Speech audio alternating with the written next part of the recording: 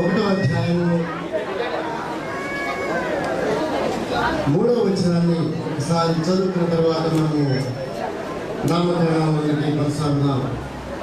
నీవు పూసుకొని పరిమళ తైలము సువాసన గలది, నీ పేరు పోయబడిన పరిమళ తైలముతో సమానము. క్రీస్తునందు ప్రియమైన దేవుని పిల్లగా మన సంఘంలో ఉన్నటువంటి దీవెనకరమైనటువంటి విషయం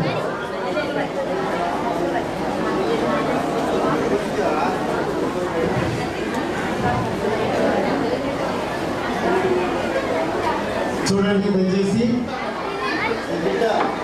ఈ బిడ్డ ఇక నుండి కారుణ్య శ్రవంత్ అనేటువంటి పేరుతో పిలువబడతాడు. దయచేసి సంఘం అంతా కూడా చెప్పండి ఒకసారి. ఈ పేరు కారుణ్య శ్రవంత్.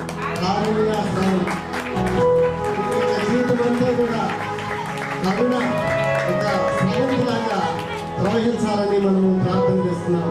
సంఘ కాపరులు ప్రార్థన చేసిన తర్వాత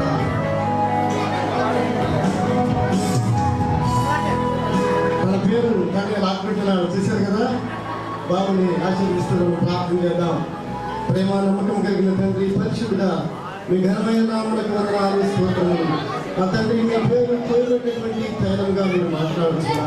మా తండ్రి, ఈ బిడ్డ కూడా ఈ రోజు నుండి మరి కారుణ్య శ్రవంతిగా పిలువబడుతున్నదిగా అదేలా సంఘంలో ఆశీర్వదించండి. జీవం కలిగినటువంటి దేవుని సంఘంలో ఇదిగో మూలంలో ఉన్నటువంటి ఒక స్తంభంగా ఇలాగా సహాయం చేయమని, మంచి పౌర్ణిగా ఉంచమని వేడుకొని ఇచ్చినటువంటి తల్లిదండ్రులకు ప్రభావ మరొకసారి మీకు కృతజ్ఞతాస్తులు చెల్లించుకొని త్వరలో రాని యేసు ప్రభువారి పేరు వేడుకొని ప్రార్థన చేస్తున్నాము తండ్రి. ఆమేన్.